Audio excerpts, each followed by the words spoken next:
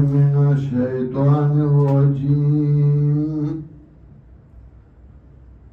بسم الله الرحمن الرحيم. القارعة ما القارعة وما أدراك ما القارعة يوم يكون الناس كالفراش المبثوث وتكون الجبال كالعهن المنفوش فأما من ثقلت موازينه فهو في عيشة راضية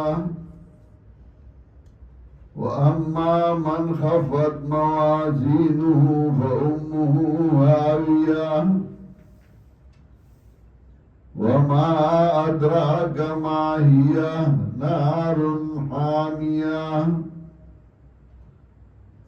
سورة القارعة مکی سورت نزول کے دیرشن او ترتیب دو سورتون کی یوصل یو نمبر دے. ربط دی سورت ما سبق سرا پگنو وجوه دے. یو دا چمن کی صورت کی ویلو افلا یعلم اذا بوثر ما فی القبور قبرونو والا برا پور تکلیشی. نو دی صورت کی داغی کیفیت ذکر کئی یوم یکون الناس کالفراش المبثوث. نو مکی را پور تکیدنو او دل دی کیفیت ذکر کو ددی وجنا اور بسیراڑو. یا مکی صورت کے اثبات دا قیامت شو نو دلتا ہم اثبات دا قیامت کئی نو اور بسیراڑ چی اثبات دا قیامت بیا بیاوشی. یا مکی صورت کے ان ربهم بهم یوم اذن لخبیر نو دلتا داری تفصیل کئی چه خبردار دے ندائی اعمال بطللشی نیکوکارو لبدائی دا عمل اجر ورکولشی و بدکارو لدائی دا عمل سزا. صورت کے اثبات دا قیامت کئی اور تفریف ذکر کئی براتلو دا قیامت باندے. صورت کے اثبات دا قیامت اول آیاتونو کی کئی اور بیا پریشانی دا خلق پرال دا قیامت ذکر کئی بیا حالت دا قیامت ذکر کئی چه غرون بختم شی زرے زرے بشی او تقسیم دا خلق کئی دو قسموں تا یو مومنان او دیم کافران. مومنان لے بشارت ورگئی او کافران لے تخفیف ورگئی. القارعہ دا قیامت نون دے. قارعہ و تذکر لئنہا تقرع القلوب ذکرہ بزرون ٹنگئی.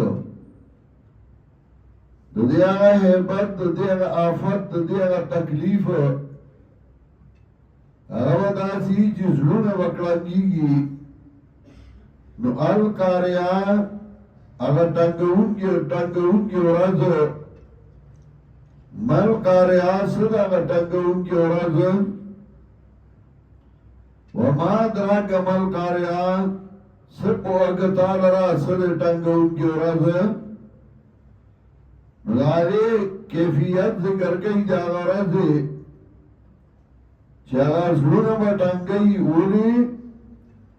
یوما یکون الناس کالفراش المبثوث.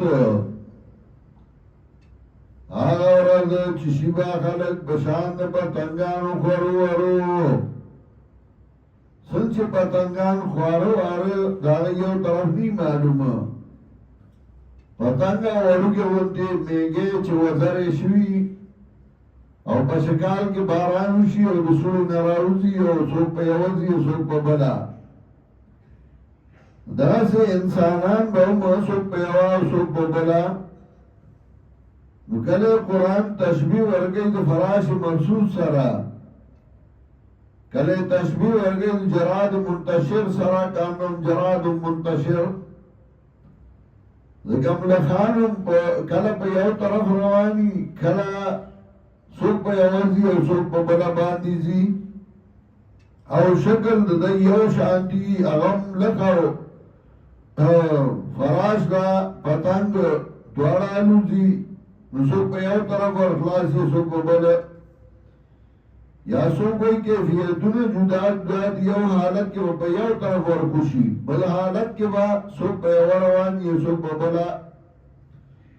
یوم یکون الناس کالفراش المبثوث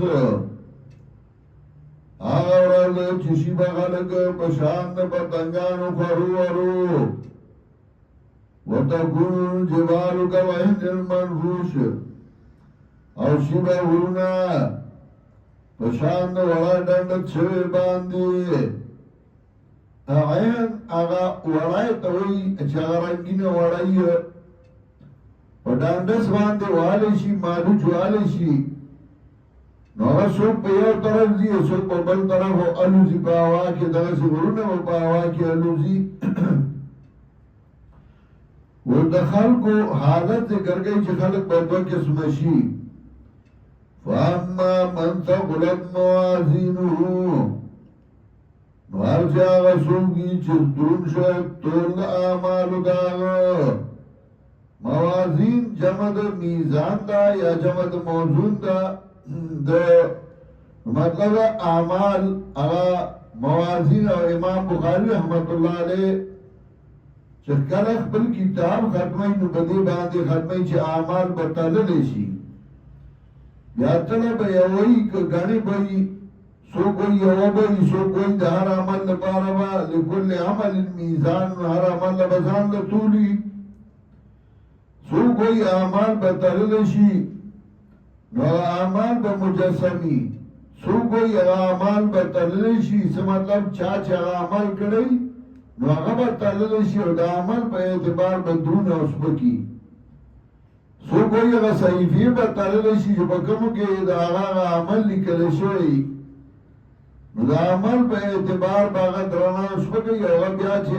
بخاري ختم وي هغې کې موږ تفصیل کوو و اعمال به تللی شي چونکه معتزله د دې نه انکار کو چې هغه وي ټول د اعمالو نشته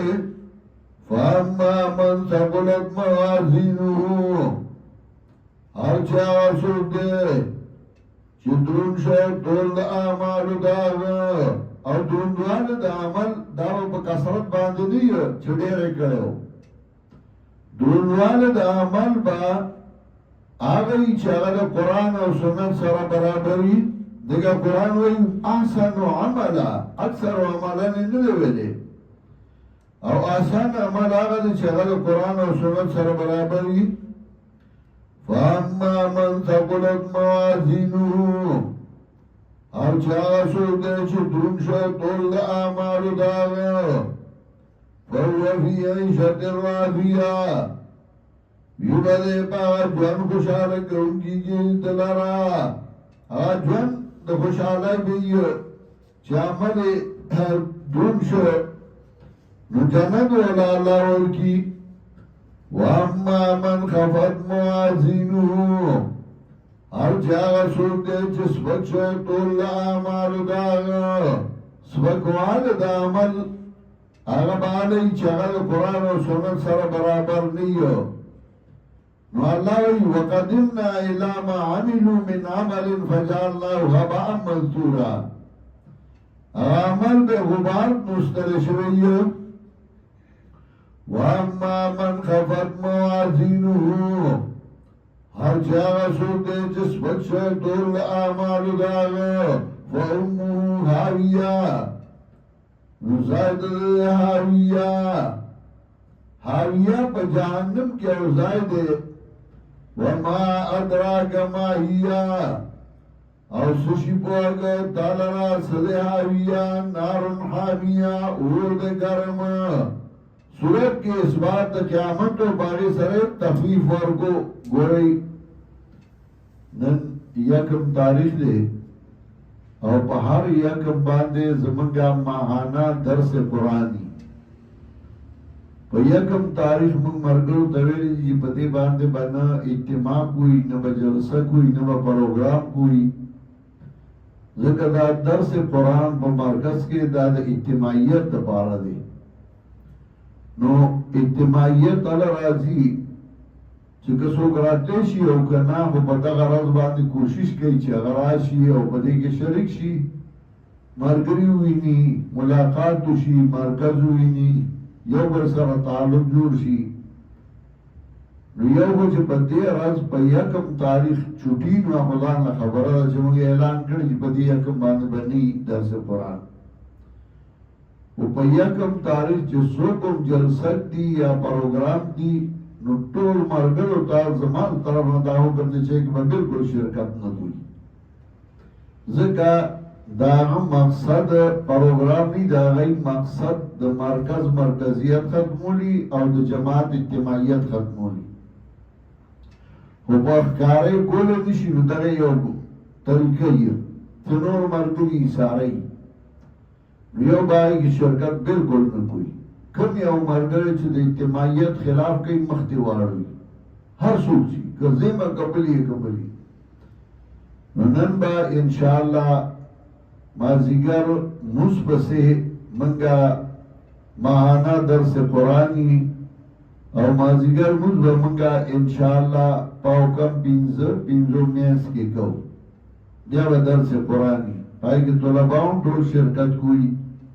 او نور ملګري هم هغوی دې هم ځان را رسوي او شرکت دې کوي، ځکه دا د اجتماعیت دپاره یو درس دی. نو یو خو درس قرآن موشي او دویم اجتماعیت موشي، د شیخ القرآن په وصیت عمل موشي، ځکه شیخ القرآن په وصیت کې موږ ته دا ویلي چې په میاشت کې به تاسو یو ځل خپل مرکز ته راځئ او په دې کې به مرکز کې حاضري لګوئ. نو هر څه چې ملګري راتل نو هغه به مشکله وه، ګرانه به وه، یو به راته بل به نو، بل به راته بل به نو. نو موږ له دا یو طریقه کار جوړه کړې ده. نو په یکم تاریخ باندې ټول ملګري پای کې شرکت کوي.